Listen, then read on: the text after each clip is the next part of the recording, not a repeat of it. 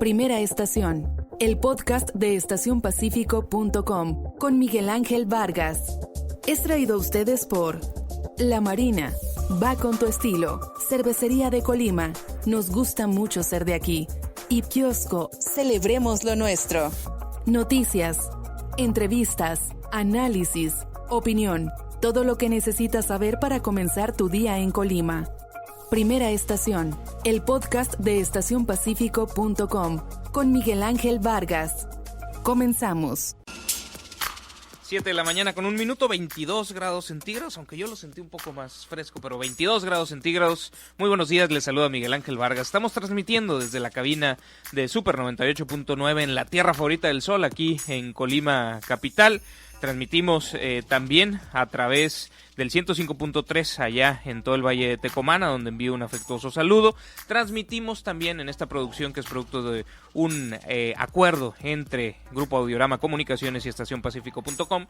Transmitimos también vía Facebook a través de esta red social en la cuenta de Estación Pacífico, facebook.com/es-pacífico. Les agradezco esta mañana de miércoles su compañía, su preferencia, que nos estén reincorporando a su rutina diaria todas las mañanas. Es un verdadero gusto para nosotros poder entrar en comunicación esta mañana, como el resto de las mañanas entre semana, para platicar de los temas relevantes para nuestra ciudad, nuestro estado y nuestro país. Es, como les digo, un gusto, un privilegio, pero también obviamente una responsabilidad que esperamos, retribuirles a ustedes con información útil, con un periodismo serio, riguroso, contextualizado, un periodismo que se entienda, que sea útil para explicar la realidad que vivimos. ¿De qué vamos a platicar en el programa de hoy? ¿Qué temas tenemos en el menú? Y estaremos desarrollándolos a lo largo de los próximos 120 minutos. Pues obviamente vamos a seguir con el tema del avance y el crecimiento de la pandemia. Tendremos todo lo relacionado con la actualización de datos del día de ayer, porque seguimos en un crecimiento acelerado de esta pandemia y porque se ha puesto a disposición de la opinión pública no solamente señalamientos de lo que pudiera pasar para generar conciencia, no alarma, pero sí conciencia de la situación que estamos, sino que se nos ha dado información detallada respecto a las problemáticas de saturación hospitalaria. Y eso, pues combinado con lo que hemos venido platicando, con los relatos personales de gente que ha padecido y lo cada vez más cerca que nos quedan los casos de contagios, pues me parece que nos debe llevar a cambiar comportamientos, porque pues no hay cosa que pueda hacer la autoridad si el crecimiento sigue siendo exponencial. Me refiero, no hay cosa que pueda hacer la autoridad en términos realistas de incrementar la capacidad hospitalaria para atender a todos, y también tenemos que entender que incluso la atención médica no garantiza el librarla, el salir bien librado de esta enfermedad. Entonces estaremos platicando de ello, retomando parte de lo que el día de ayer en estos mismos micrófonos conversamos con el gobernador Ignacio Peralta, de los señalamientos duros que hizo no solamente el gobernador, sino también en la videoconferencia de ayer la secretaria de Salud, Leticia Delgado, y esto ya actualizado con los datos que fueron presentados ayer por la noche de la actualización de la pandemia en el estado. Obviamente también tendremos los datos de la actualización de la pandemia en el país. ¿Qué otros temas vamos a platicar? Además de esto, no solamente es COVID. Me parece que hay un tema relevantísimo en la arena nacional que, por este parón por motivos de salud que tuvimos, no habíamos abordado en estos micrófonos, pero que vale la pena retomar, y que incluso, el día de ayer se da un momento importante, la audiencia inicial, la audiencia de vinculación en el caso Emilio Lozoya. Uno de los casos que enfrenta ante el Poder Judicial de la Federación Emilio Lozoya, una de las acusaciones de las carpetas de investigación en su contra que puso a disposición de un juez la Fiscalía General de la República. Tiene que ver con la compra de una planta de fertilizantes allá en Veracruz y el desfalco que se le acusa que esto ocasionó para Petróleos Mexicanos al ser una planta considerada como chatarra. Entonces ese caso ya avanzó, tiene cuestiones polémicas, fue vinculado a proceso. Sin embargo, por explicaciones de medio vagas sobre su estado de salud, dolor en el esófago, pues tómate un vasito de agua, ¿no?, para que se te pase la irritación, dolor en el esófago, y eso eso más los criterios del juez pues le permiten no estar en libertad, pero tampoco estar preso. Brazalete electrónico para monitorear sus movimientos, le han quitado los documentos para poder salir del país, es decir, le han quitado el pasaporte, pero se da un proceso de un periodo de 6 meses para la investigación complementaria después de la vinculación a proceso por delincuencia, por uso de recursos de procedencia ilícita, disculpen, y pues de alguna manera pues él estará en arresto domiciliario o estará donde se defina, pero no estará en prisión. Me parece que va quedando en evidencia que hay un proceso de colaboración con la Fiscalía y que esto implica ciertos acuerdos sobre pues un buen trato al detenido. Y pues si uno analiza el tema, uno podría pensar que la colaboración implica que va a dar información en donde se le asignan responsabilidades de estos delitos a gente arriba de él, ¿no? A gente arriba de él. ¿Quién puede ser? ¿Será que manchan a Videgaray? ¿Será que van por el propio Peña Nieto? Pues eso ya lo iremos viendo en este caso, que va a ser pues importantísimo. Pero les tendremos pues más allá de lo que ahorita les adelanto, les tendremos todo el detalle de la audiencia de vinculación.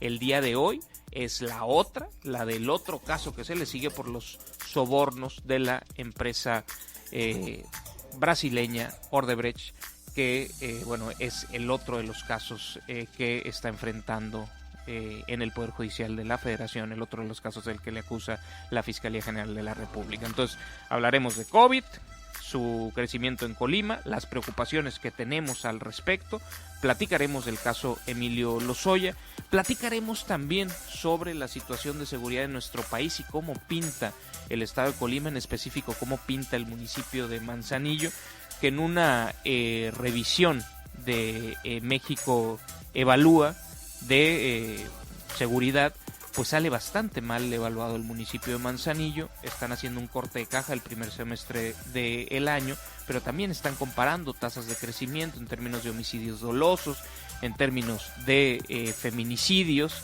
y lo están comparando con los años previos y diciéndonos dónde están los principales problemas de violencia en los municipios del país. Es un análisis de los municipios mayores a 100,000 habitantes del país, y Manzanillo sale destacadamente mal, y de ello estaremos conversando con Maximilian Holst. Él es investigador del Programa de Seguridad de México Evalúa, y bueno, nos contará de este análisis, de este estudio que presentaron hace algunos días. Y después, esto va a ser por ahí de las 7:45 de la mañana, y despuesito de las 8:35, 8:40, entraremos en comunicación vía telefónica también con la delegada del Gobierno de México aquí en el estado de Colima, Indira Vizcaíno, y con ella vamos a platicar de diversos temas.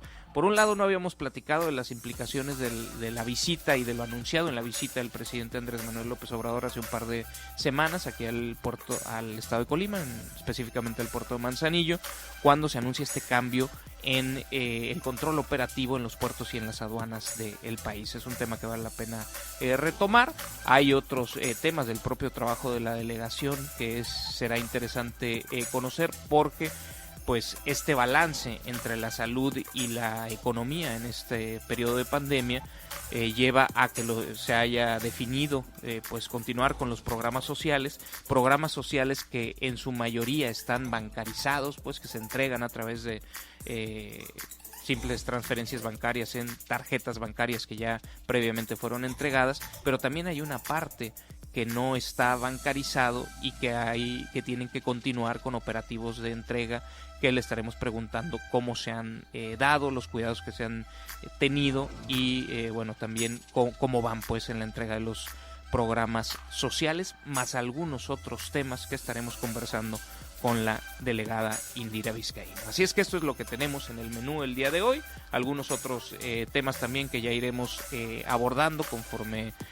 vaya avanzando el programa y dependiendo de cómo se nos vayan dando los tiempos. Les quisiera recordar que son bienvenidos todos los comentarios, que nos los pueden hacer llegar a través del WhatsApp de este programa de Informe 24, que el WhatsApp es 312-171-0598, 312-171-0598. Estamos atentos también a los comentarios que nos dejan en la transmisión de Facebook. Les recuerdo, en la cuenta de Estación Pacífico, estacionpacifico.com es nuestro sitio web, pero en Facebook, facebook.com/espacífico, ahí estamos también en vivo con la misma transmisión de radio de Informe 24 que, estamos emitiendo desde Super 98.9 para toda la zona conurbada de la ciudad de Colima y que nos escuchan también allá en Tecomán en el 105.3. Les recuerdo el WhatsApp 312-171-0598. Hacemos una pausa que va a ser muy breve y de regreso ya comenzamos de lleno con toda la información. Informe 24 con Miguel Ángel Vargas. Ya inició la gran barata de la Marina, con descuentos hasta del 50%. Además, de sábado a martes, 12 meses sin intereses en todo para tu hogar. Y 6 meses sin intereses en ropa, calzado y accesorios para toda la familia. En la Marina, estrenar es muy fácil. La Marina va con tu estilo. Consulta condiciones. Gracias por continuar con nosotros en Informe 24, la gente que se va incorporando, pues los saludamos. A quienes están desde las 7 de la mañana con nosotros, pues gracias por continuar en este programa. El día de ayer y a lo largo del fin de semana se ha venido endureciendo la seriedad del mensaje de las autoridades gubernamentales en el ámbito estatal sobre la situación de la pandemia. Desde el día lunes se nos informó que a lo largo del fin de semana hubo momentos de saturación plena en hospitales, en algunos de los hospitales en el estado, principalmente algunos del propio ámbito estatal, pero también en algunos del ámbito federal.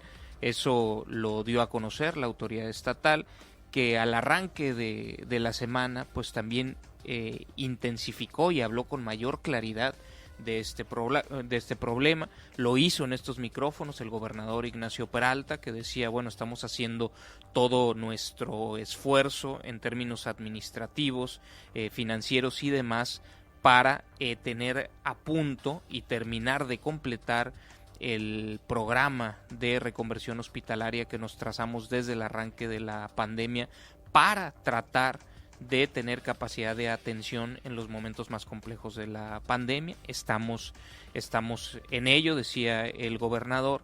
La propia secretaria de Salud, Leticia Delgado, también la mañana de ayer en la videoconferencia, pues hablaba de esta misma posibilidad de la que, aceptaba el gobernador, de que con este ritmo de crecimiento llegará el momento prontísimo donde estemos ante la situación de que en las instituciones de salud públicas y también en las privadas, porque hay que decirlo, que no hay espacios ilimitados en las instituciones privadas de salud, es decir, tampoco tenemos una gran capacidad hospitalaria en el sector privado en el estado. Hay las clínicas y hospitales que hay y no hay más, y estamos ante la posibilidad de que los enfermos graves de COVID que requieran hospitalización, asistencia respiratoria a través de un ventilador, sea invasivo o no sea invasivo, los enfermos más críticos sobre todo, que requieren todo el acompañamiento de terapia intensiva, pues que no puedan ser recibidos porque no hay espacios. ¿Qué ocasionará esto? Pues ocasionará gente que se queda en las salas de espera, que muere en las salas de espera, que muere en el camino a los hospitales o de regreso a sus casas, o que muere en sus casas. Esas escenas que vimos en algunos momentos los más complejos de la pandemia en algunos países de Europa, que vimos en Italia, que hemos visto en países de Sudamérica, que hemos visto en Ecuador, donde después hay cuadrillas para recoger cadáveres, cadáveres que quedan en los domicilios. Estamos ante eso. Colima 2020, este estado que en muchos momentos se consideraba ejemplo a seguir para otros estados del país, estamos ante esa posibilidad. No es una cosa de querer ser amarillistas y alarmar, es una realidad del simple análisis de los números, de los espacios que hay en la realidad, porque obviamente la estadística puede indicar que hay 1/3 de espacios todavía. Sin embargo, en la práctica, a veces los espacios disponibles no son los adecuados, porque son camas pediátricas, porque son ventiladores pediátricos, porque se requiere un ventilador invasivo y solamente hay del otro, o porque ya no hay del otro, o porque vas en Manzanillo y pues ya no hay espacios en Manzanillo, o porque vas en Tecomán y Tecomán, que se ha convertido en el foco de la pandemia en el estado, ya no hay espacios en Tecomán, y en el traslado cuando llegas ya va a ser se está llenando también al hospital al que te mandas. Ese tipo de cosas están pasando en la realidad. Bueno, ¿cuáles son los números de la actualización de los datos? Más allá de retomar algunas de las explicaciones que las autoridades nos han dado a nosotros como medio de comunicación y a la sociedad colimense en general. Bueno, el día de ayer la Secretaría de Salud Estatal reportó 86 nuevos casos de COVID y 8 fallecimientos, con los cuales la entidad suma 1.770 casos positivos acumulados. No todos ellos están activos, pero ya hemos sumado 1.770 casos acumulados, y se han acumulado también 204 muertes. Hemos superado la barrera de las 200 muertes. Los 86 nuevos casos de COVID no es el récord. Hemos llegado a tener en un día 98 casos, y también quisiera matizar porque venimos de un día previo con 25 nuevos casos, que según la explicación que algunas fuentes me han dado, implica que de domingo para lunes, la actualización de domingo en la noche, con la que comenzamos el lunes, de 25 nuevos casos, implicaba una cifra baja porque por algún asunto administrativo los casos registrados desde el Instituto Mexicano del Seguro Social en el estado de Colima no se pasó la información en el tiempo adecuado para el reporte, y pues se reportaron los que tenían y no reflejaba toda la película del día domingo. Esos 25 casos era artificialmente baja o bueno, no era adecuadamente precisa la cifra, por eso los 25 casos del día domingo. Esto implica que los 86 del día de ayer, algunos estamos arrastrando de los que el IMSS no había reportado el día domingo, lo que nos pudiera generar no todavía un dato no hace tendencia, pero a algún señalamiento tal vez de que ya no está creciendo más. No hemos pasado de los 98 casos que fue el récord, ¿no? El récord que se ha tenido en el estado. Sin embargo, pues bueno, son 86 casos. Si un día antes fueron 25, son 111. Estamos hablando, si lo promediamos, estamos hablando de 55 casos por día, que sigue siendo una cifra muy alta para los espacios que hay de camas, ¿no?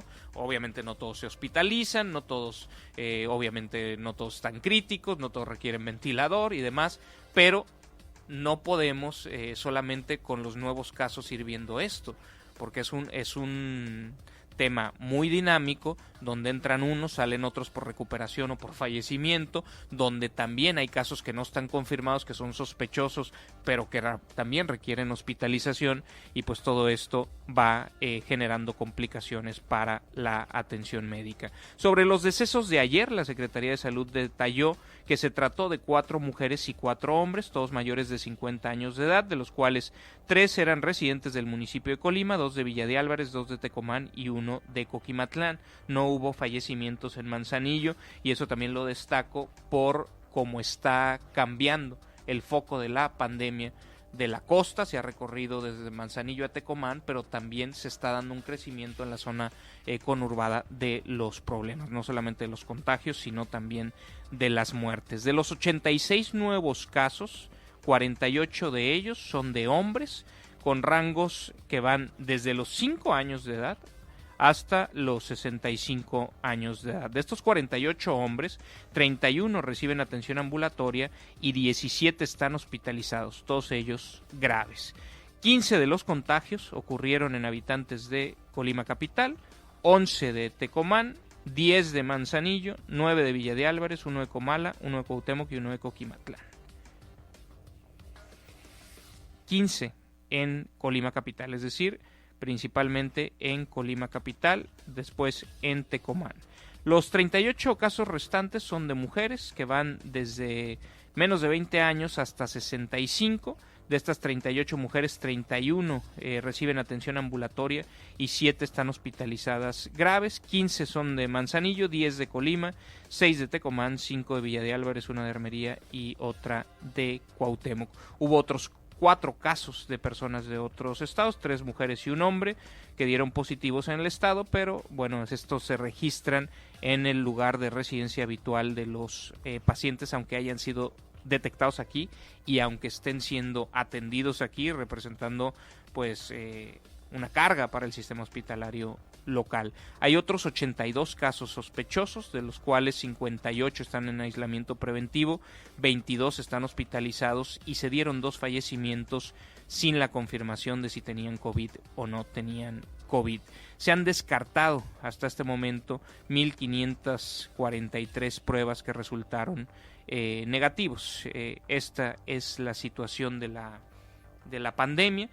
¿Qué habría que decir también? O sea, si nos vamos a los casos activos, porque los acumulados tenemos 1.776, 702 de ellos en Manzanillo, 389 en Tecomán, casi el doble en Manzanillo que en Tecomán. Pero si nos vamos a los casos activos, que en el total del estado hay 776, hay en este momento 219 casos de Tecomán activos y hay 159 casos en Manzanillo. 70 casos más activos en Tecomán que en Manzanillo. Y si sumamos Colima y Villa de Álvarez, la zona conurbada de esta ciudad, 189 casos activos en Colima y 143 en Villa de Álvarez. Estamos hablando de 332 casos en la zona conurbada Colima-Villa de Álvarez, que es más que Tecomán, que es más que Manzanillo, que como les decía tienen respectivamente 219 y 159 casos activos. Esta es la situación que estamos padeciendo y bueno, creo que es importante que tomemos conciencia al respecto, porque bueno, cada vez los casos nos van a quedar más cerca. No sé si a ustedes les ha pasado que cada vez ya no es lo que escuchan en las noticias, lo que leen en las redes sociales, sino que ya hay casos directos en sus propias familias de gente que ustedes conocen que ha padecido el virus. Y yo retomaría también parte de lo que les decía el día de ayer. No podemos confiar en que nos va a ir bien con el virus, porque es un virus que se comporta de maneras muy extrañas y que dependiendo de características muy específicas, aunque las generales es sí afecta más a los hombres que a las mujeres, afecta más a los hombres obesos, a los hombres hipertensos, a los hombres diabéticos y a los hombres de edad avanzada, pero no es una regla que se aplique en todos los casos. Ha habido fallecimientos de niños, ha habido fallecimientos de mujeres, ha habido fallecimientos de gente que tenía un estado de salud completamente sano. Entonces creo que es importante que tomemos conciencia del crecimiento que está teniendo la propia pandemia aquí en el estado.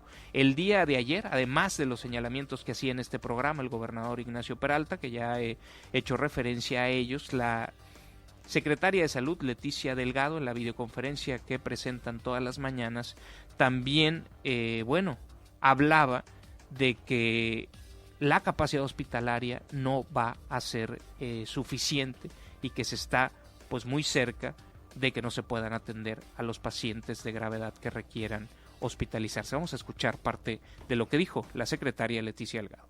Si las medidas de prevención siguen sin aplicar, no habrá capacidad hospitalaria que sea suficiente. No alcanzará todo el equipamiento invertido y la capacidad médica y no será posible esta situación para todas las personas. Colima está a un paso de no poder atender a más pacientes que necesiten hospitalización y a un paso de colapsar el sistema de salud.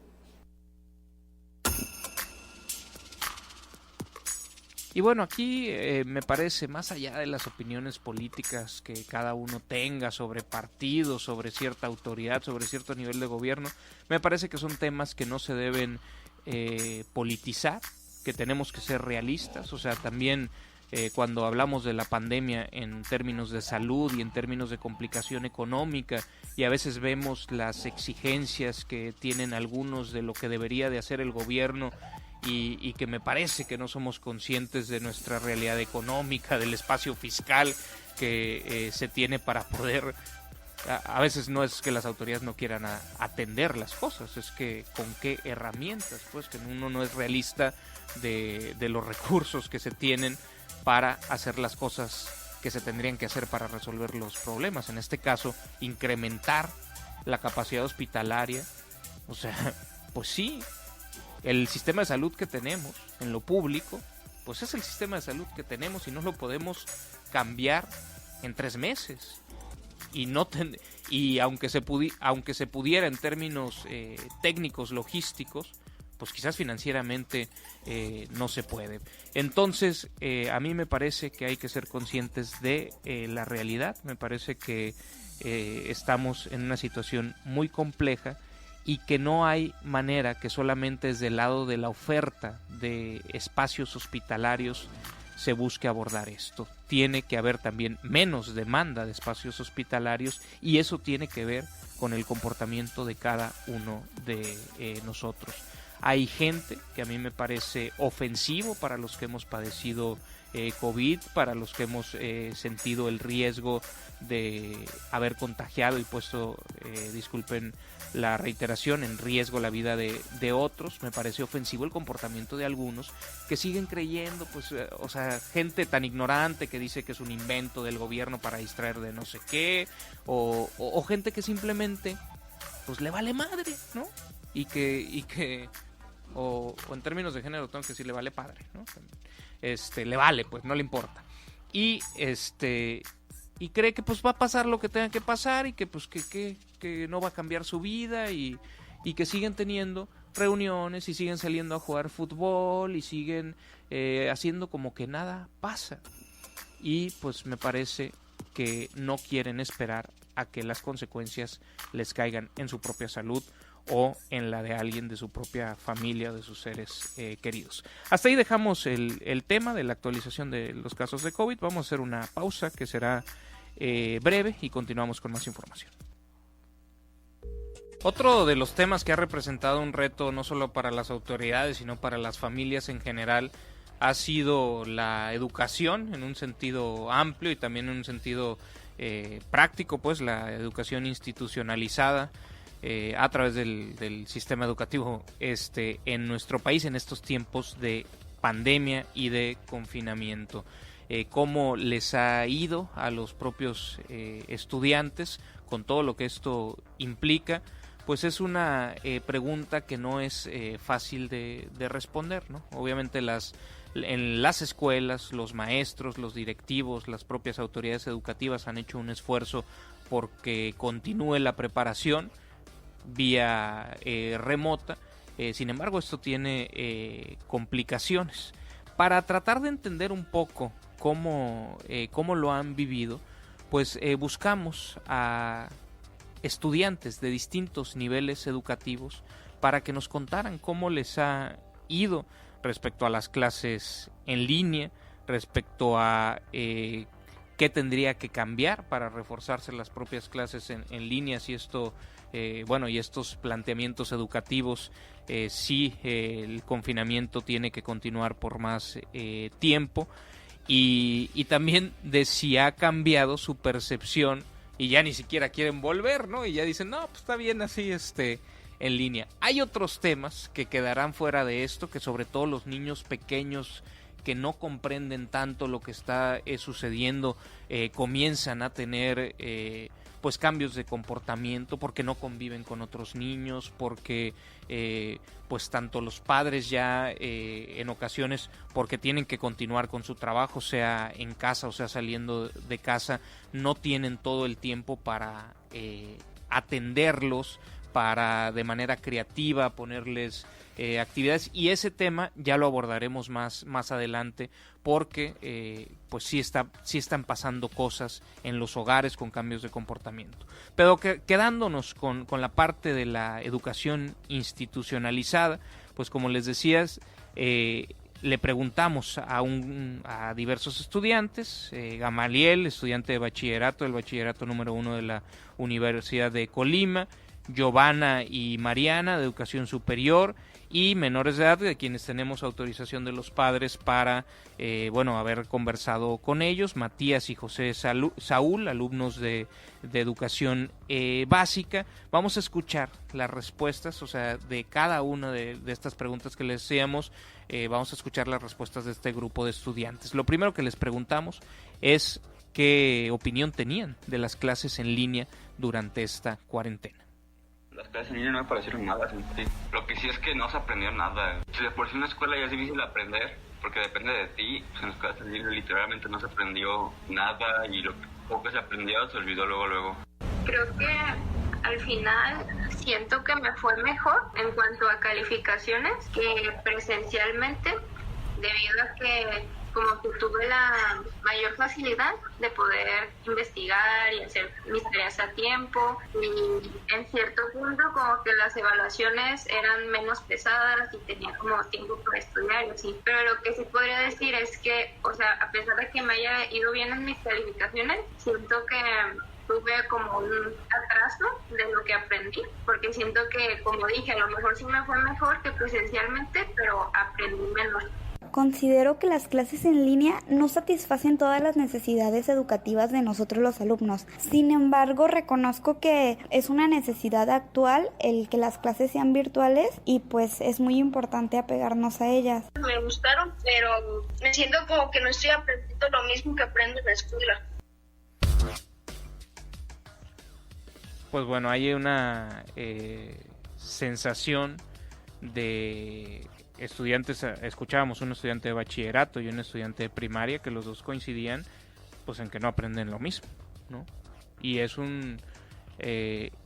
y los jóvenes y los niños suelen ser muy sinceros, es decir, no están diciendo lo que esperábamos escuchar, ¿no? Porque tal vez hubieran dicho sí, todo bien, o sea, están diciendo como, pues sí pongo atención, pero no es lo mismo que el maestro en persona te explique, que vaya, se acerque, vea lo que estás escribiendo en el cuaderno, o sea, no es, diría Alejandro Sanz, no es igual, no es lo mismo. ¿Quién dice eso, no? Ricky Martin, o quién, no sé qué canciones. Bueno, también les preguntamos qué puntos débiles veían o qué sugerencias tenían para reforzar este tipo de educación para el ciclo que viene, en caso de que esto se requiera. Vamos a escuchar algunas de las respuestas. Los puntos débiles es que no aprendes mucho, que no hay tanta responsabilidad, de que no siempre no es tan fácil esa conexión del maestro y del alumno de querer enseñar y de querer aprender, y pues que se pierde mucho tiempo en general. Yo creo que la disposición de los maestros de estar comprometidos a dar las clases como era presencialmente, pues si antes tenían 5 horas a la semana de esa materia, pues también enfocarlas virtualmente. Los aprendizajes esperados no se alcanzan de la misma forma. La intención de cada actividad también se modificó bastante, además de que al momento de que un maestro nos asignaba alguna tarea, en ocasiones se nos era demasiado difícil el comprenderla, y más aún porque no teníamos un contacto directo con el docente. En el caso de mi escuela, me parecieron muy bien cómo nos dieron las clases en línea. Todos mis maestros de español, inglés, arte, computación, educación física y francés me mandaban videos cortos de YouTube con sus clases bien explicadas. Además, yo tenía mucho tiempo para ver los videos, contestar los ejercicios de mis libros y hacer mis tareas, por eso no haría cambios. Deberíamos conectarnos todos los alumnos y el maestro para que tratamos mejor las cosas, porque solamente nos ponían las actividades de tarea y pues nosotros teníamos que hacerlo como entendiéramos. No estábamos conectados todos, solamente nos dejaban la tarea y nosotros solamente la teníamos que hacer y como pudiéramos.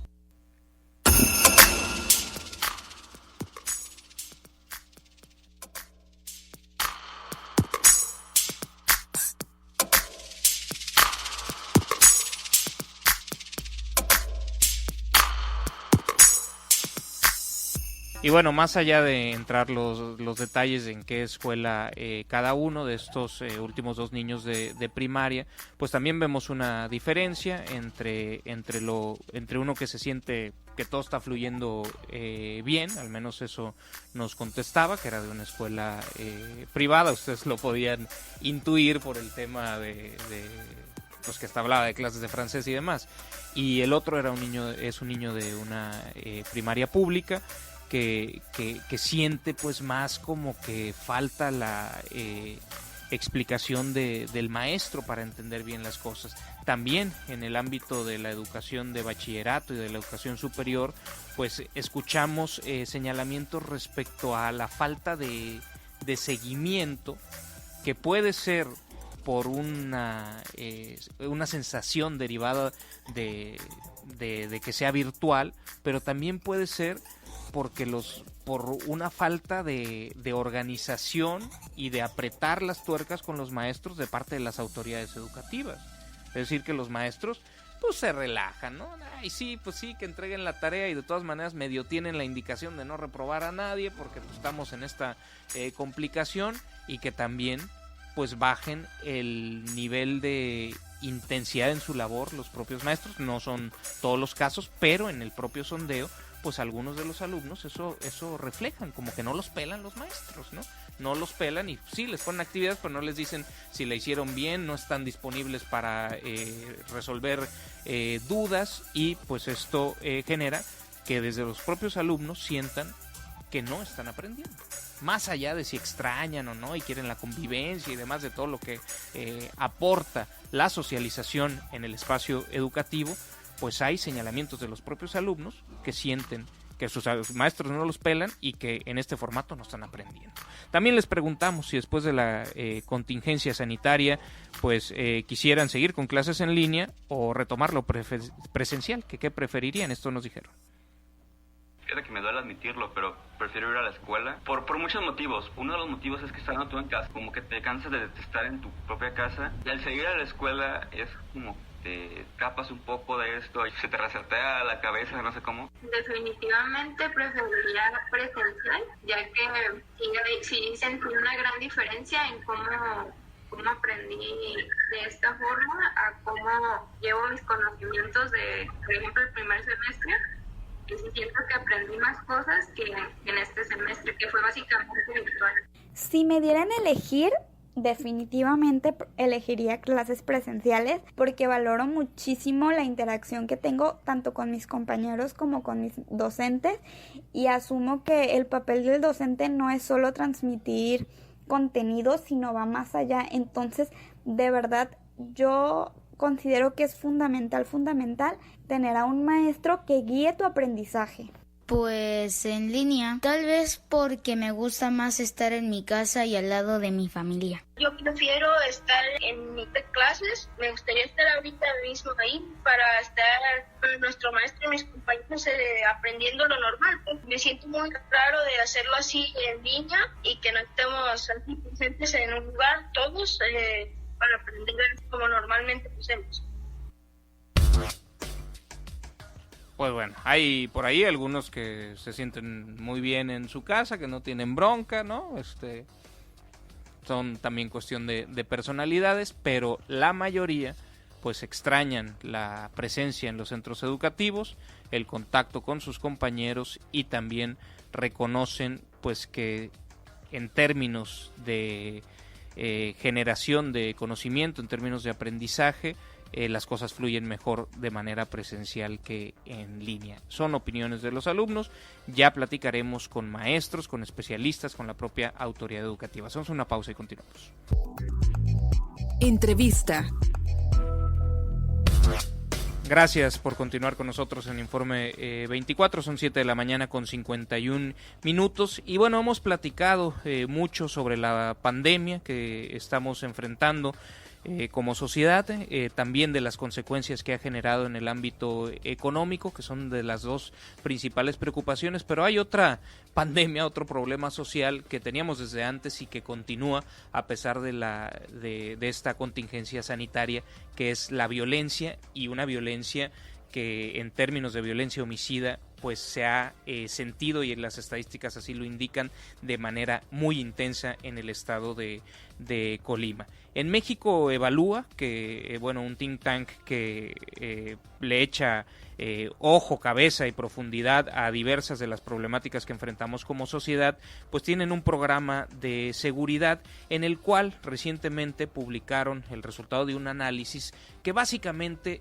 buscaban ver si tenía algo de razón, hacer como una verificación de algunos dichos de autoridades del propio presidente de la República y del secretario de Seguridad, del secretario Durazo, que hablaba de una contención de la violencia, y también del presidente López Obrador, que hablaba de que nunca como ahora las mujeres habían estado tan protegidas en nuestro país. Se fueron a los datos para pues ver si había manera de verificar como cierto o de demostrar falso esas aseveraciones de estos funcionarios pues con importantes cargos en nuestro país. Para platicar de ello, saludo a través de la línea telefónica a Maximilian Holst, él es investigador senior del Programa de Seguridad de México Evalúa.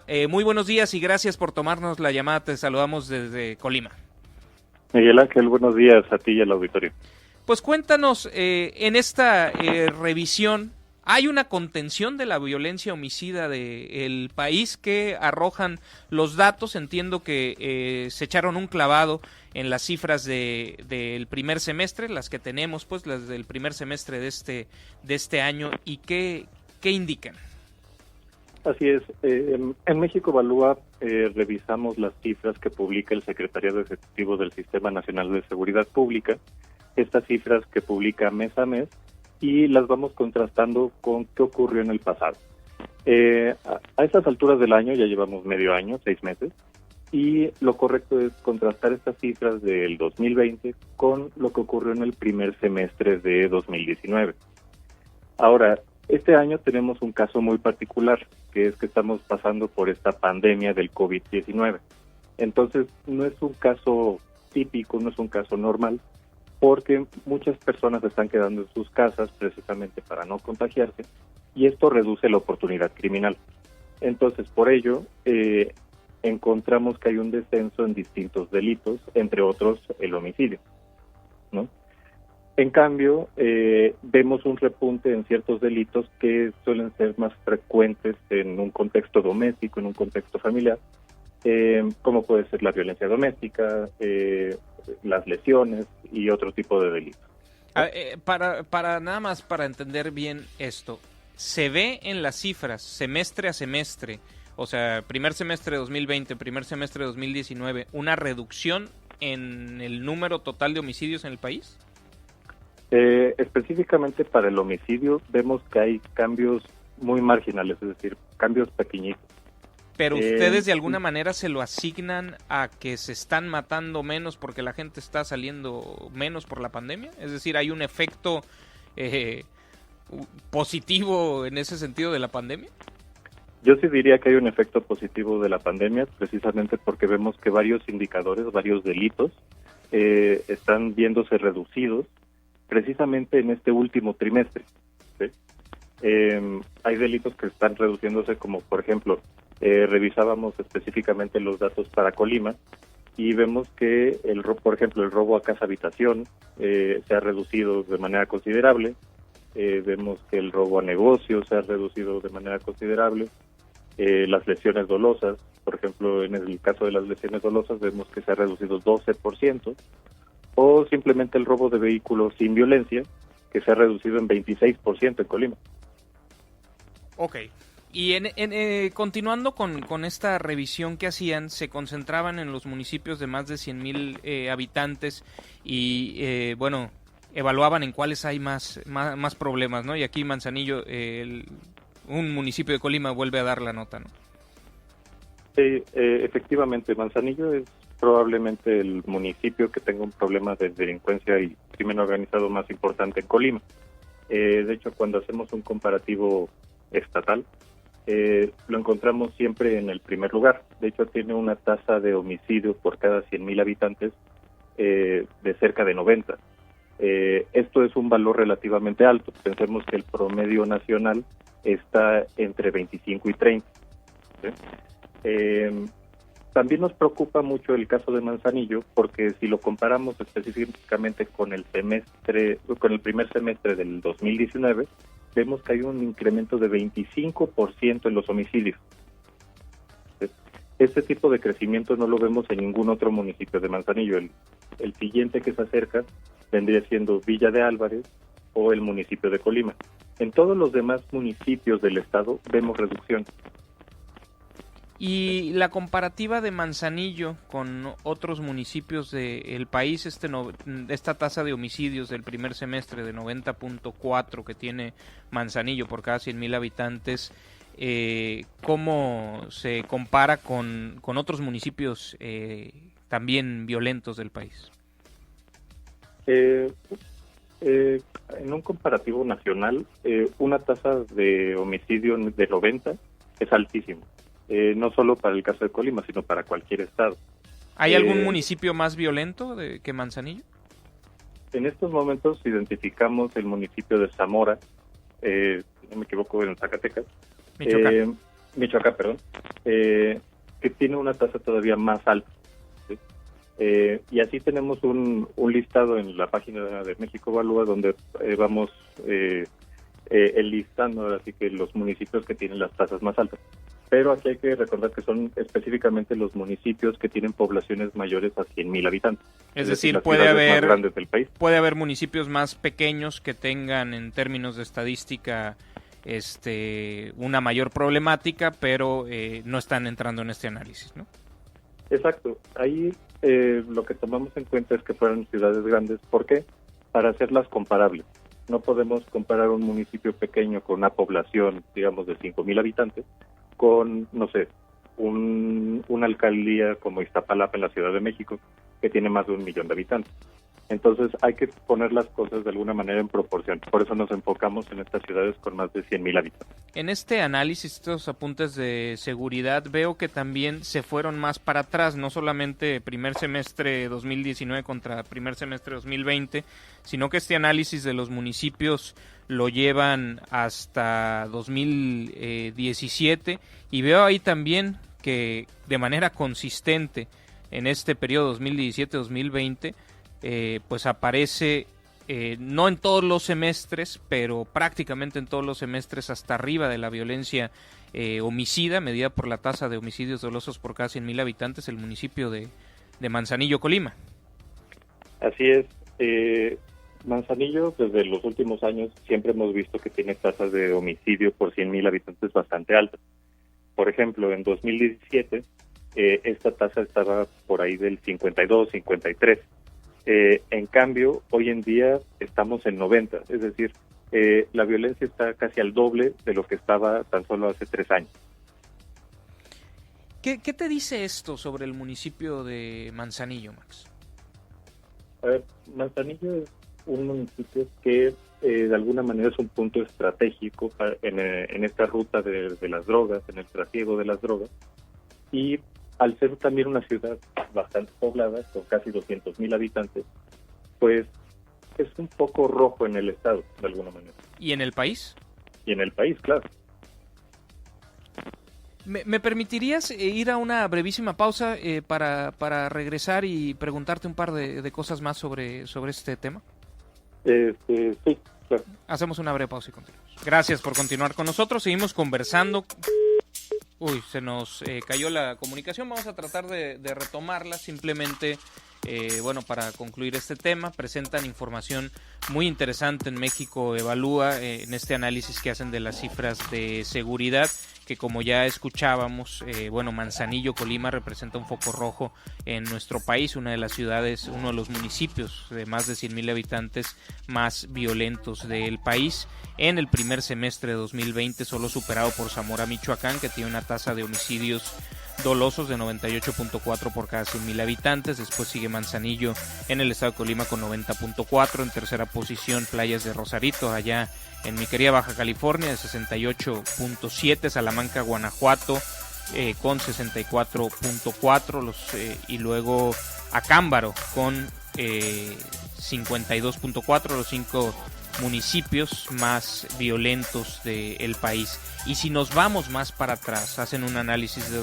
desde 2017 y pues está en los primeros lugares desde 2017 el municipio de Manzanillo. También figura Tecomán, también figura el municipio de Colima en estos análisis que pues representan que en la comparativa de todos los municipios, pues destacan los colimenses por pues esta razón nada halagadora. También en este análisis se reportan tasas de crecimiento, es decir, 2020 respecto a 2019, lo que va del año, mismo periodo de los 2 años, cuáles están creciendo más. Y aquí no está dentro de los que más crecen el municipio de Manzanillo. Sí está Zamora, Michoacán, que creció 264%, y nos decía el investigador de México Evalúa, pues que en el caso de Manzanillo hay un crecimiento superior al 25%. El otro análisis que hicieron tiene que ver con los feminicidios. En lo que toca a feminicidios, dice México Evalúa, el periodo enero-junio 2020 ha sido el segundo semestre más letal del que se tenga registro, con 489 feminicidios, solo superado por el segundo semestre de 2019. Si lo comparamos con el mismo periodo del año anterior, hubo un incremento de 9%, ya que en 2019 se contabilizaron 448. En 4 estados se ve un crecimiento de los feminicidios superior al 100%. Si comparamos con el semestre del año anterior, Campeche pasó de 1 a 3 feminicidios, Colima y Michoacán pasaron de 3 a 8 feminicidios y Nayarit pasó de 3 a 7 feminicidios. Todos estos estados, excepto Campeche, cuentan con una declaratoria de alerta de violencia de género, y a pesar de ella, pues la violencia homicida en contra de las mujeres está creciendo.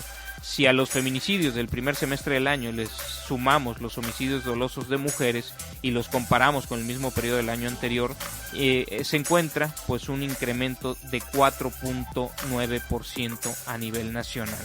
Y este análisis también lo hacen porque, bueno, se tiene la sospecha de que hay feminicidios que tendrían que ser catalogados como tal y que no están siendo catalogados de esa manera en la propia estadística de las fiscalías estatales que recopila el Sistema Nacional de Seguridad Pública. No hemos podido restablecer la comunicación con Max Holtz, investigador de México Evalúa, pero bueno, les sigo contando los datos que han publicado sobre esta investigación de la que platicábamos con este analista.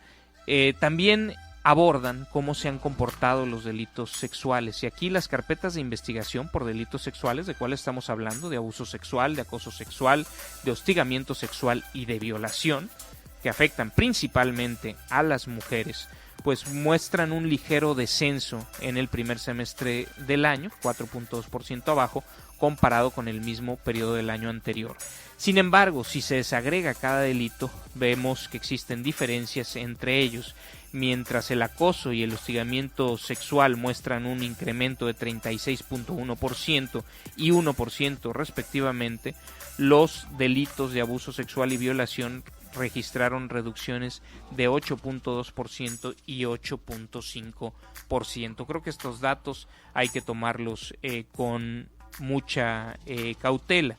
Durante la pandemia, dice México Evalúa, es probable que las mujeres no hayan denunciado una parte importante de las agresiones sexuales de las cuales han sido víctimas debido a que se encontraban o aún lo están confinadas en sus hogares y en la mayoría de los casos pues conviviendo con los agresores, los autores de estos ataques. El incremento de las llamadas de auxilio a las líneas de emergencia, línea Mujeres en la Ciudad de México y el 911 en todo el país, dan cuenta de estos problemas. Estos delitos tienen una alta cifra negra. De acuerdo con el análisis que hace México Evalúa de la encuesta de seguridad urbana que elabora el INEGI, el 99.7% de los casos de violencia sexual que sufrieron las mujeres mayores de 18 años no fueron denunciados. Casi todos, es decir, 3 de cada 1000 son denunciados. Como se puede ver, el trabajo de las autoridades para contener la violencia letal todavía no rinde los frutos patentes. Tampoco se puede decir lo mismo en términos de violencia en contra de las mujeres. Es parte de lo que concluye México Evalúa. ¿Y qué recomiendan? Primero, recomiendan prioritario diseñar una política focalizada de reducción y prevención de los homicidios que atienda de manera diferenciada los factores y las dinámicas asociadas a la violencia letal. Una estrategia hecha a la medida debe tomar en cuenta las características de cada municipio y dilucidar si la violencia letal se ha mantenido durante años o si los niveles de violencia se deben a un crecimiento reciente por razones específicas. Si sabemos dónde se concentra la violencia, pregunta México Evalúa, ¿por qué el Estado no ha concentrado sus recursos para contenerla? La segunda recomendación es articular y fortalecer las acciones dirigidas a reducir y prevenir los feminicidios. Dice México Evalúa que el Estado mexicano tiene una gran deuda con las mujeres y el gobierno actual no está haciendo lo suficiente para pagarla. Se puede argumentar que ni siquiera reconoce la crisis de violencia contra ellas, y esto obviamente lo dicen por las declaraciones del presidente López Obrador respecto a que las mujeres en nuestro país nunca habían estado más protegidas. Dice México Evalúa que es necesario diseñar diagnósticos puntuales sobre las causas y los factores de riesgo vinculados con los asesinatos de mujeres, principalmente en los municipios y las regiones más letales del país. Además, es urgente garantizar el cumplimiento de las medidas y órdenes de protección para las mujeres que han sido víctimas de agresiones físicas o sexuales, así como fortalecer los albergues y refugios con el objetivo de evitar que las mujeres sean revictimizadas y que el nivel de violencia escale hasta derivar en feminicidio. Para brindar un mayor seguimiento a estos instrumentos y fortalecer las investigaciones, México Evalúa sugiere diseñar fiscalías especializadas en la atención de feminicidios. Además, es importante diseñar campañas y acciones de prevención de la violencia de género, sobre todo en los municipios con alerta de género. Por ello, en vez de recortar el presupuesto de los programas que atienden a la violencia contra las mujeres, el Gobierno de México debería reforzar y articular las acciones dirigidas a reducir y prevenir este tipo de violencia, incluyendo mecanismos de fiscalización y rendición de cuentas. Y por último, México Evalúa sugiere identificar los factores de riesgo y conductas vinculadas con la violencia sexual a través de los mecanismos de justicia cívica, es decir, entender más cómo se dan los ataques de violencia de género, de violencia sexual, para poderlos prevenir. Vamos a recuperar. Entonces dejamos hasta ahí el tema. ¿Es Manzanillo un foco rojo? Lo tiene claro México Evalúa, que hace un análisis de la violencia homicida y también de la violencia de género, pero en el caso de violencia homicida, Manzanillo es un foco rojo en todo el país. El segundo municipio de más de 100,000 habitantes en el primer semestre con la tasa de violencia homicida más alta del país, solo superado por Zamora, Michoacán. Y si nos vamos al análisis de los últimos 3 años, pues veremos que tanto Manzanillo como Tecomán como Colima pues están dentro de los municipios más violentos del país. Esa es nuestra realidad. Llama la atención que este investigador de México Evalúa pues también nos relataba cómo en algunos delitos perciben una externalidad positiva de la pandemia, es decir, hay delitos que se están cometiendo menos, pues el robo a casa habitación porque todos están en sus casas, ¿no? ¿Y a qué horas les robo, no? Está más canijo. Y también en otro tipo de delitos se ha visto una reducción, que la hipótesis es que pudiera estar asociado al confinamiento, a la pandemia, el hecho de que se hayan dado estas reducciones. Hay reducciones que se ven en delitos sexuales, pero la hipótesis ahí es que es una reducción en la cifra por una reducción en la denuncia, no por una reducción en la ocurrencia del hecho delictivo. Las mujeres están encerradas más tiempo en sus hogares con sus agresores, no están padeciendo menos agresiones, sino que las están denunciando menos porque están confinadas con los violentadores. Esa es la hipótesis de México Evalúa. Vamos a hacer una pausa que será breve y al regresar abordamos algo de información nacional. Vamos a platicar del caso Emilio Lozoya, en qué va, qué pasó el día de ayer y qué podemos esperar. Información nacional. Pobrecito Emilio Lozoya, pobrecito, le duele el esófago y aparte, pues es víctima de un ¿cuál fue el concepto que deslizó ayer? De un aparato organizado de poder. Pude delinquir, pero pues es que me obligaron, un aparato organizado de poder y me duele el esófago. Pues el día de ayer, a ver, la información, ¿cuál es la información en términos así muy sintéticos, muy sintetizados, perdón? Pues fue vinculado a proceso por lavado de dinero, pero no va a pisar la cárcel en este momento Emilio Lozoya. ¿Qué sucedió el día de ayer? Se llevó a cabo la audiencia de vinculación y el juez José Artemio Zúñiga Mendoza del Reclusorio Norte decidió vincular a proceso al exdirector de Pemex, Emilio Lozoya Austin, por su presunta participación en el delito de lavado de dinero por la compra de la empresa de fertilizantes agronitrogenados. Sin embargo, evitó la prisión preventiva por este caso. En esta audiencia inicial, el juez que ya referimos determinó que hay indicios suficientes para vincular a proceso al exfuncionario por el delito de lavado de dinero ante los indicios que apuntan que autorizó pues la adquisición de una residencia con recursos provenientes de una actividad ilícita, es decir, de sobornos pagados por una empresa privada, Altos Hornos de México, quien se convertiría en contratista de Pemex. El exdirector de Petróleos Mexicanos fue imputado por presuntas operaciones con recursos de procedencia ilícita, así como de haber recibido 34 millones de pesos de parte de Altos Hornos de México para adquirir la empresa que estaba declarada pues como chatarra. Emilio Lozoya respondió que él era inocente de los cargos que se le imputan, pero su defensa sostuvo que fue utilizado por un aparato organizado de poder para cometer actos delictivos descritos por los fiscales. ¿Cómo entendemos esto? Es decir, pues chance y sí, acepto que parte de lo que hice fue un delito, pero pues es que tenía jefes y me obligaron, o sea, yo soy víctima aquí. Por el momento, la defensa de Lozoya decidió no presentar pruebas para combatir los señalamientos de la Fiscalía General de la República. Sin embargo, confirmó que Emilio Lozoya denunciará a lo que denominaron este aparato de poder y a sus integrantes, con lo cual buscará obtener lo que se conoce como un criterio de oportunidad de parte de la Fiscalía General de la República, es decir, volverse testigo colaborador en este caso.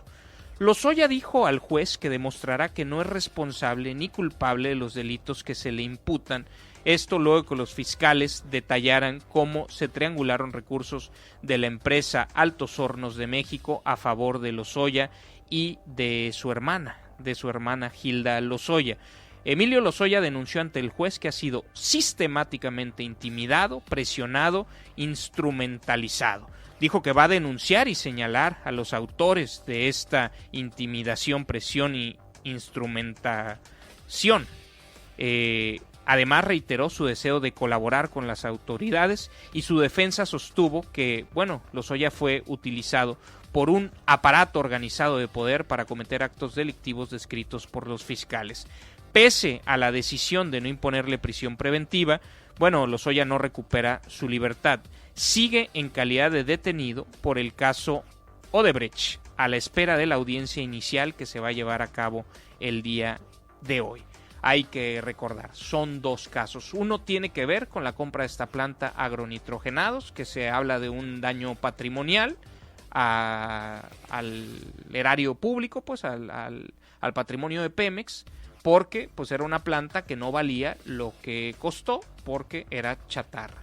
Y aquí no solamente es que tomaste una decisión ineficaz o hasta estúpida con el dinero público, porque eso podría no caer en una conducta delictiva, pero aquí lo que se le está acusando es que como propina, contraprestación por esa compra, que le quitan una bronca a Altos Hornos de México comprándole basura por muchísimo dinero, pues parte de ese dinero regresó al funcionario en lo privado.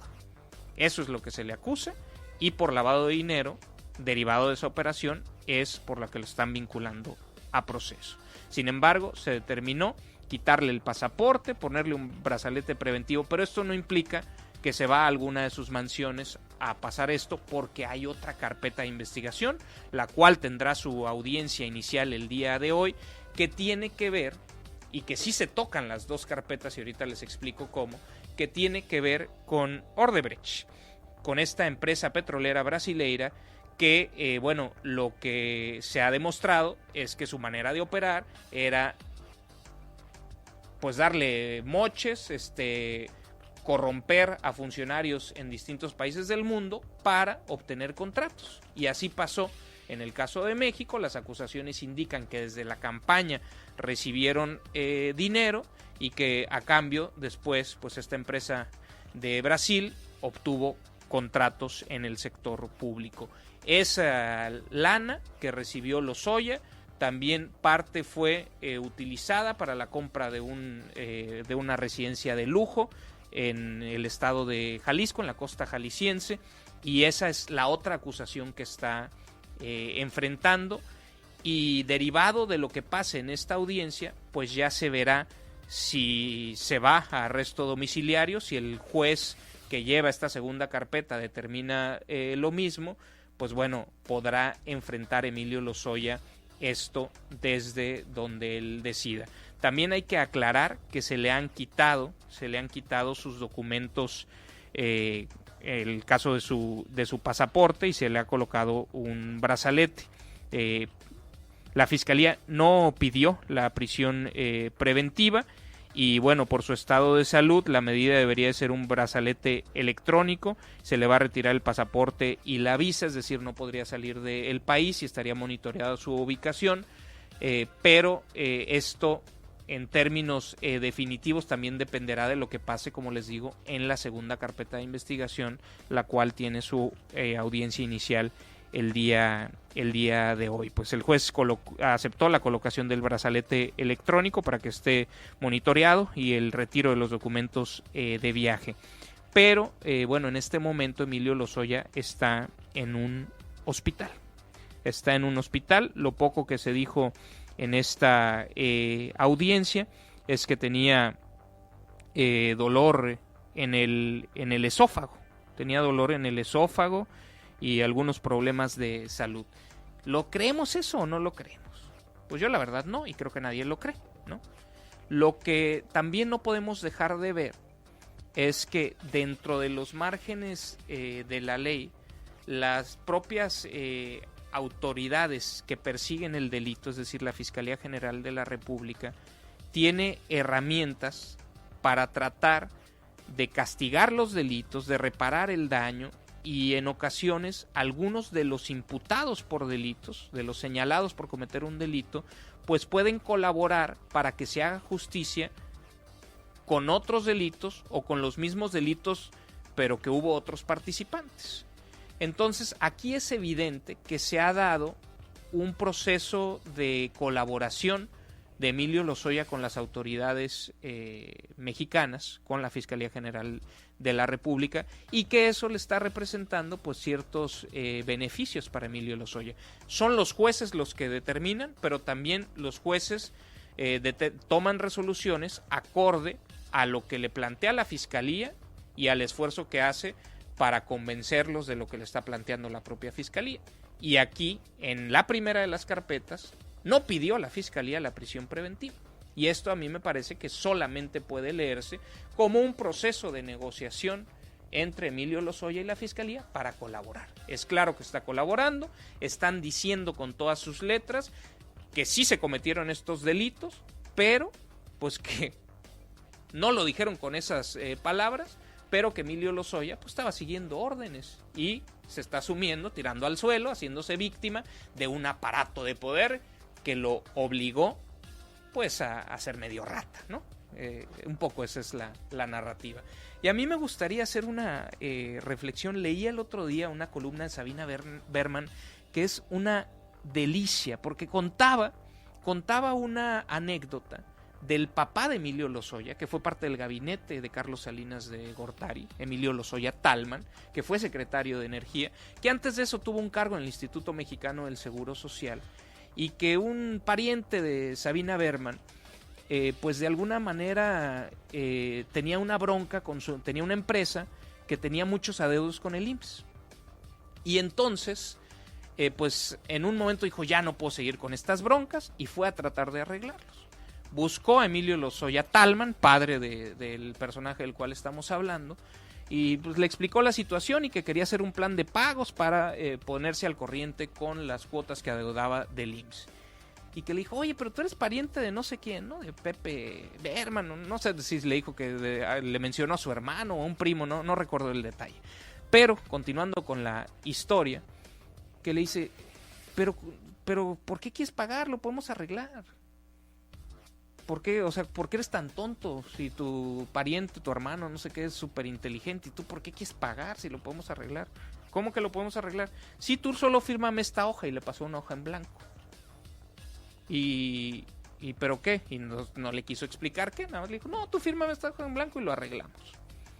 Y entonces, de alguna manera, la narración lo que explica, pues es que implicaba que se firmara esa hoja en blanco era pues pasarle la posesión de su empresa o lo que fuera, lo que decidiera el otro, que te tuviera agarrado del cuello, como quieran decir, por haberte resuelto el favor. Es decir, no le pidió una lana.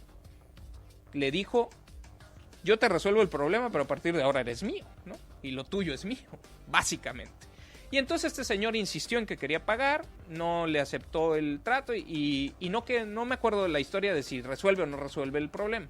Pero que en la familia Berman quedó como el dicho de hacer un Lozoya. ¿Qué era hacer un Lozoya? Pues vender un favor que te vas a cobrar, y un favor que lo estás haciendo con cosas que ni son tuyas, ¿no? O sea, las decisiones del IMSS no son del funcionario, son de una institución. Los recursos del IMSS no son del funcionario, son de la institución. Y con eso se quería hacer del patrimonio o del control de la vida de esta persona. Y en la familia Berman eso pasó como hacer un Lozoya. Hacer un favor que te vas a cobrar y vender algo que no es tuyo. Y esto pues está muy arraigado en cierta cultura de los corruptos, de los presuntos corruptos, discúlpenme mi desliz en términos de presunción de inocencia. Pero, híjole, cuando analizas, a mí la parte que más me intriga del caso Lozoya es lo que tiene que ver con la psique de este tipo de personajes. Porque Emilio Lozoya fue el encargado para Latinoamérica del Foro Económico Mundial. Foro Económico Mundial donde se mueve la élite económica del mundo. Al grado que ir de reportero al foro de Davos, el Foro Económico Mundial, es una cosa complicadísima. Yo lo busqué por años y nunca me autorizaron ir, no los medios para los que trabajaba, o sea, la organización te tiene que aceptar. Una bronca tal, nunca pude ir. Ahí es la élite de la élite. Él participaba, era el encargado de todo lo que tenía que ver con América latina, y además él pues estudios en el extranjero, moviéndose en esa élite, se casó con una alemana heredera de un montón de empresas y demás. Él se movía en ese mundo. Él desarrolló un fondo de inversión que manejaba miles de millones de dólares, Emilio Lozoya. Él no tenía broncas de lana. Y si se confirma su participación en todo esto, o sea, no le cambia la vida. Emilio Lozoya se podía comprar esa casa. Emilio Lozoya podía haber obtenido esa lana de otros lados, pero se sienten dueños de cosas que no son suyas y sienten que pueden hacer eso y que no hay bronca, que lo merecen, que es suyo, porque ellos son unos chingones, porque ellos pueden, porque son más inteligentes, porque cómo no lo van a hacer, porque quién les va a hacer algo. Esa es la parte que a mí más me intriga de este caso, porque pues imagínense, para una persona de ese nivel, con esa soberbia, con ese empoderamiento, de pronto haber tenido que estar huyendo por todo el mundo y después ser apresado, la vergüenza que se debe sentir de esas imágenes, de lo que le ha causado a su familia, que ha emproblemado, pues porque se le hizo fácil que la mamá firmara, que la hermana, de lo que le ha generado de broncas también a sus familiares, y al final seguramente debe pensar, pues que esa lana, o sea, para nosotros sería imposible, pero el señor Lozoya, yo no descartaría que pudiera reparar el daño al erario público con recursos que él tenga o que pueda conseguir. Entonces, sería sumamente interesante conocer qué piensa de sus actos y qué reflexiones ha tenido, porque esto refleja algo de la élite que ha controlado el país, que se sienten dueños del país y de hacer cosas que son, pues en cualquier país democrático, intolerables, pero pues ellos son dueños de México y de su patrimonio. Y esto es lo que vuelve tan interesante esta historia, este caso de Emilio Lozoya. Tenemos que seguir el proceso judicial, que tiene muchísimas implicaciones políticas, pero que nos va a dejar ver un poco la podredumbre que había en las decisiones del gobierno, decisiones pues que afectan y que se toman del dinero, que es de todos, que es de los contribuyentes mexicanos, que es patrimonio público. Estaremos dándole un seguimiento puntual a esto. Permítanos hacer una breve pausa y continuamos. Entrevista. 8 de la mañana con 38 minutos. Saludo a través de la línea telefónica a la representante del Gobierno de México, la delegada Indira Vizcaíno, representante del Gobierno de México en el estado de Colima. Delegada, muy buen día. Muy buen día, Miguel Ángel, con el gusto de saludarte a ti y de poder platicar y con todos los colimenses que nos escuchan. ¿Ya libre de COVID? Ya libre de COVID. ¿Cómo te fue con eso? Bien, la verdad es que afortunadamente soy parte de las estadísticas de los que tuvimos o hemos tenido síntomas leves, 2 días con temperatura y de ahí en más todo tranquilo. Sin embargo, pues por recomendaciones médicas guardamos no solo los 14 días de aislamiento, sino 20 días de aislamiento y ya libre de COVID por fin. Reincorporándote ya, con todas las medidas sanitarias, pero a actividades ya con normalidad, con nueva normalidad. Supuesto, con la nueva normalidad a partir de lunes me reincorporé ya a las actividades propias de la delegación y naturalmente cuidando todas las recomendaciones sanitarias. Delegada, hubo en este periodo algunos temas que por la misma situación no pudimos conversar, que me parece que son relevantes. Hubo hace 12 días, 13 días, una visita presidencial en la cual, pues independientemente de la presencia física del primer mandatario, se anunció una cuestión que me parece que es relevante, es una decisión compleja, pero que refleja pues la gravedad de una problemática. Anunció el presidente el control operativo de las Fuerzas Armadas, de la Marina, de las aduanas y de las APIs. ¿Cómo ves esta decisión? ¿Qué lectura le das de cómo se llega a tomar esta decisión? A ver, yo diría que no solamente refleja lo complicado que ha sido el tema de las aduanas y de las administraciones portuarias, sino que además refleja un compromiso y una voluntad real de resolver esas complicaciones. El presidente fue muy claro insistiendo en que en las administraciones portuarias se sigue viendo en mayor o en menor medida, en algunas más que en otras tal vez, pero se sigue viendo corrupción, se sigue viendo mala administración, y creo que, por ejemplo, en Colima todos somos conscientes de que teniendo el puerto más importante del país, uno de los más importantes de Latinoamérica, pues sin duda el puerto de Manzanillo es un lugar por el que entra todo a nuestro país, ¿no? Por el que entra una gran cantidad de mercancías a nuestro país, pero yo insisto en que así como entran las cosas buenas, también entran las cosas malas, y el tráfico de drogas, el tráfico de estupefacientes, pues también es una realidad con la que se tiene que batallar todos los días en el puerto de Manzanillo, y por eso nos parece que es de vital trascendencia e importancia que el presidente esté confiando esta área a las áreas de seguridad, a Sedena, a Marina, en el caso de Manzanillo, en el caso de la administración portuaria, específicamente a Marina, a el almirante Salvador Gómez Mellón, que todos lo debemos de tener más o menos en el radar, porque él estaba fungiendo como comandante de la Sexta Región Naval, es decir, él era el encargado de los estados de Jalisco, Colima, Michoacán y Nayarit en la región naval, y es un hombre de mucha experiencia, que además de ser colimense tiene 50 años de servicio en la Marina entregado, una persona a la que se le reconoce su honestidad. Delegada, te perdimos un poquito, no sé si nos pudieras repetir esto último después de que nos decías de los 50 años de servicio del almirante Gómez Mellón. Sí, y te decía que es un hombre entregado, es un hombre honesto, que ha tenido un reconocimiento importante a su labor en Marina, y que confiamos en que dará buenos resultados, en que todo esto ayudará a que se den buenos resultados en este nuevo cargo para...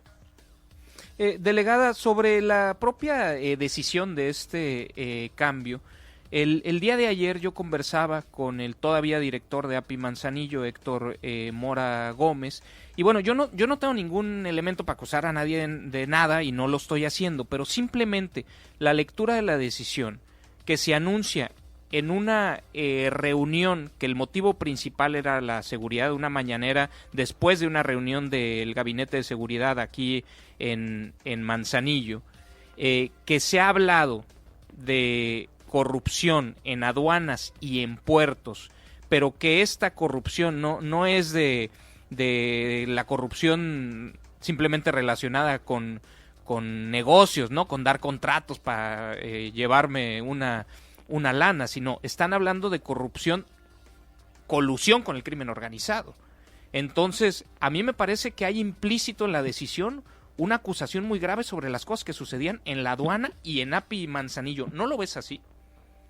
A ver, a mí me parece que hay un reconocimiento de que se tenía que tomar decisiones mucho más contundentes y una intervención mucho más profunda. Por eso es que la decisión recae en que ahora los responsables sean justo personal que tiene conocimiento de temas de seguridad, que está capacitado en ese ámbito, que además han trabajado en áreas de inteligencia y tienen información importante al respecto, porque sin duda puede haber incluso cosas que sucedan en las aduanas y en los puertos en las que estén perfectamente involucrados quienes están al frente, pero también puede haber cosas en las que ni siquiera se enteren o que ni siquiera tengan información al respecto. Aquí de lo que se trata es justo de que a través de estos nuevos representantes o responsables de estas áreas, pues se pueda hacer también un trabajo de investigación importante para resolver el fondo de los problemas que se han estado enfrentando en aduanas y en puertos.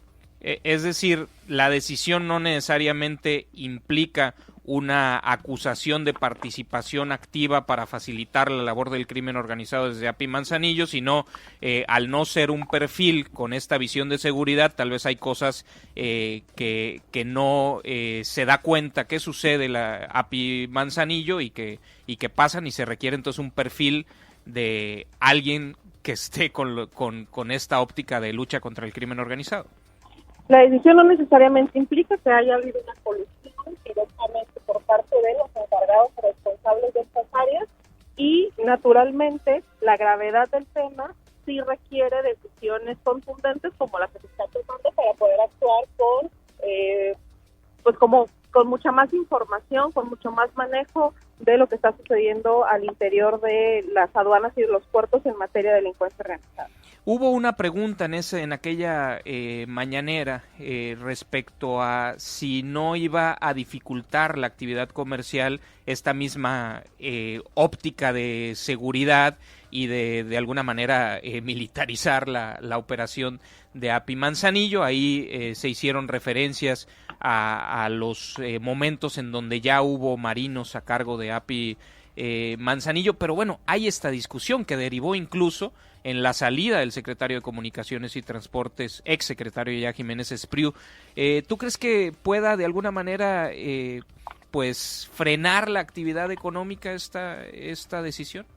Bueno, a mí me parece que la respuesta que en la mañanera dio el secretario de Marina y el presidente fueron muy claras. Por supuesto que no, sí necesitamos privilegiar el tema de la seguridad de los colimenses y en general de los mexicanos, pero eso no significa que tenga que ser a costa de sacrificar las actividades comerciales, en este caso la actividad comercial del puerto. A mí me parece que en el caso de Manzanillo, del almirante Gómez Mellón, está perfectamente capacitado para poder dar un seguimiento puntual a los temas de seguridad y que esto vaya en detrimento de la actividad comercial.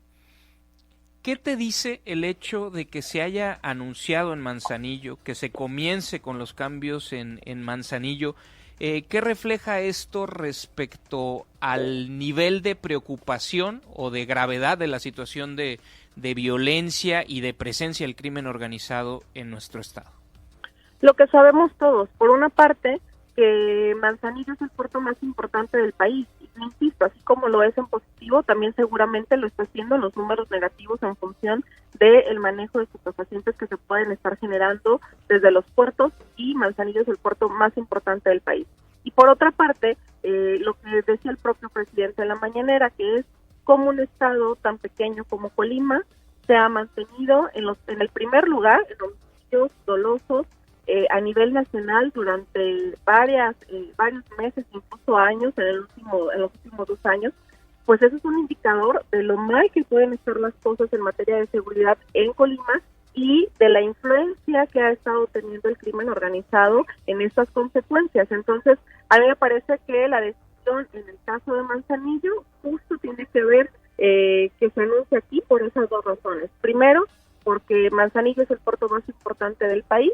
Segundo, porque es evidente el daño que se le ha hecho a los colimenses, al estado de Colima, al no poder frenar a la delincuencia organizada. O sea, hay una importancia económica, pero esta atención representa que es un foco rojo la violencia en Manzanillo y que está vinculado a lo que sucede en el puerto.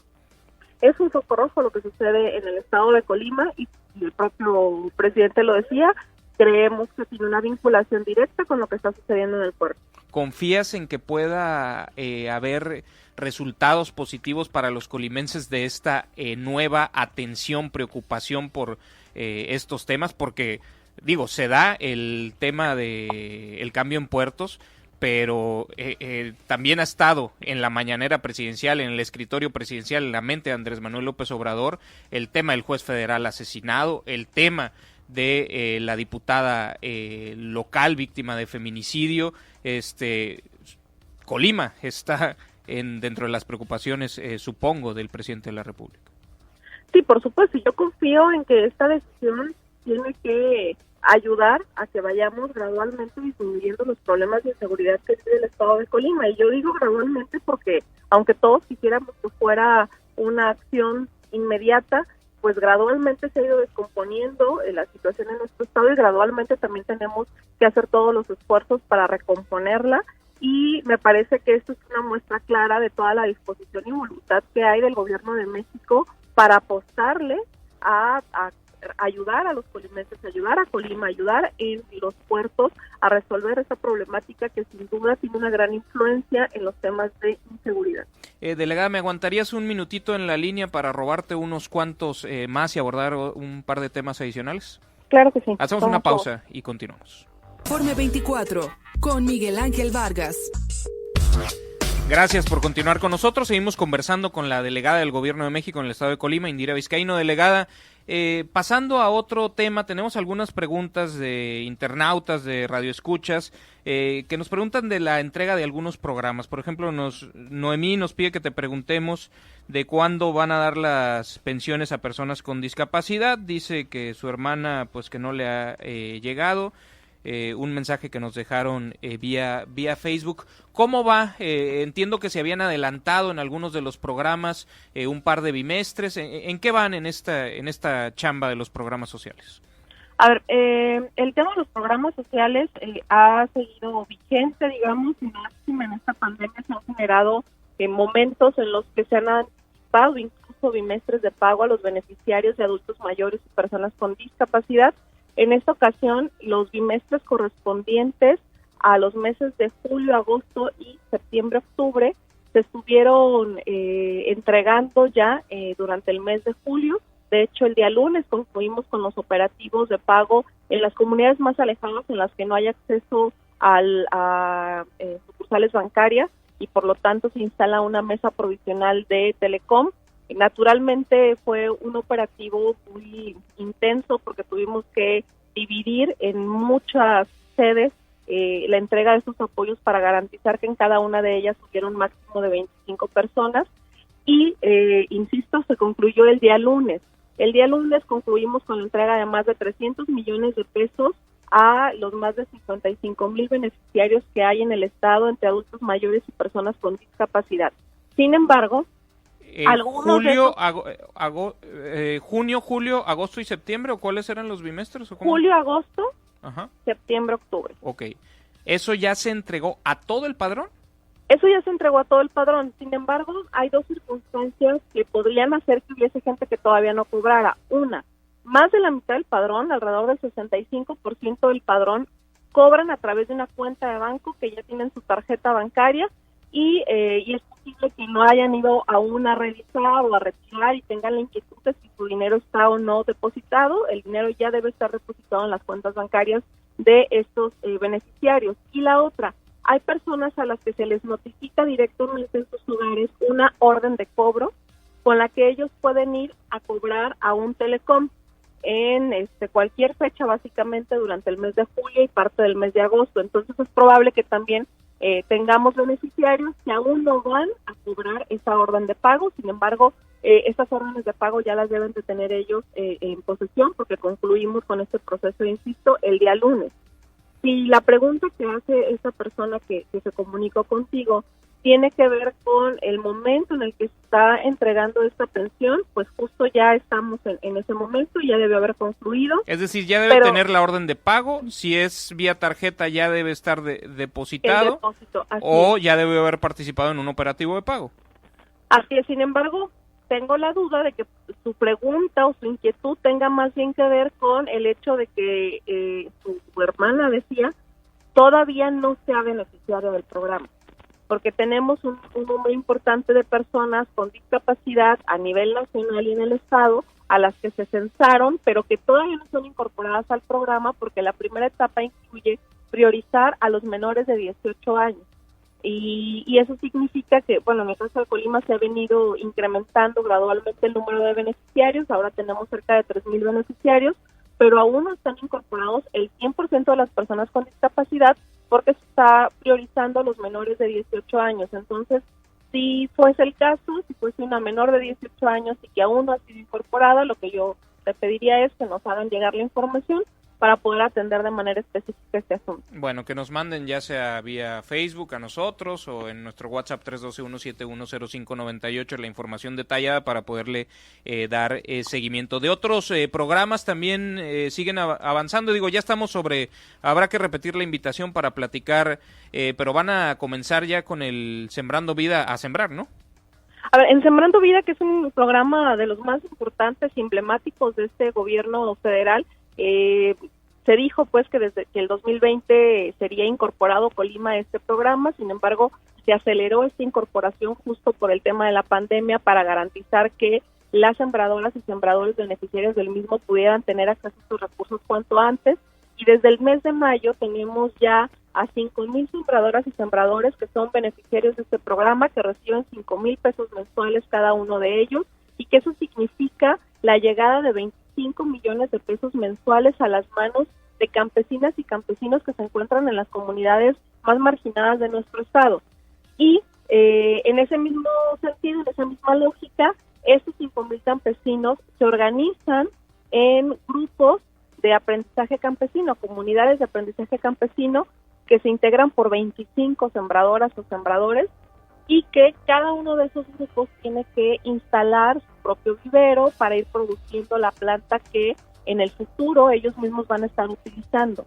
En esta primera etapa, es decir, ahorita que ya arrancamos con el programa y que ya tenemos las primeras lluvias, en esta ocasión las plantas que ellos van a sembrar se han ya formado en viveros de Sedena, la mayoría de ellos, y el día de mañana se comienzan a entregar ya los primeros arbolitos, las primeras plantas a los campesinos y campesinas beneficiarios de este programa. Estaremos este año nada más sembrando cerca de 3.400.000 árboles. Son 3.200.000 árboles frutales y cerca de 200.000 árboles forestales y cerca de 200.000 árboles frutales, dentro de los que se encuentran cítricos como el limón y el aguacate.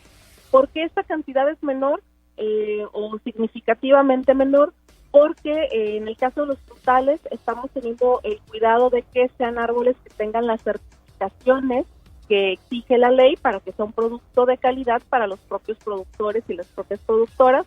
Y en ese sentido, insisto, en este año en Colima, a través del programa Sembrando Vida, se estarán sembrando alrededor de 3.400.000 árboles en estas 12.500 hectáreas que se estarán reforestando por los beneficiarios de este programa. Delegada, pues habrá que repetir la invitación para profundizar en temas de este programa, pero también algunos otros temas que quedan en el tintero.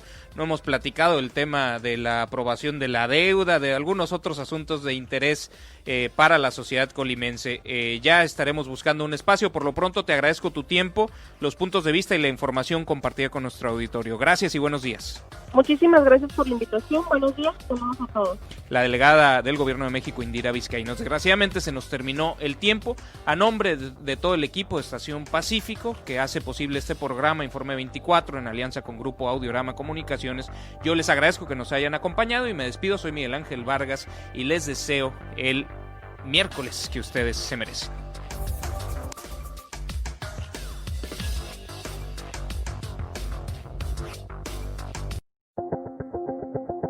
Primera Estación, el podcast de estacionpacífico.com con Miguel Ángel Vargas. Es traído a ustedes por La Marina, va con tu estilo, Cervecería de Colima, nos gusta mucho ser de aquí, y Kiosco, celebremos lo nuestro. Presentaron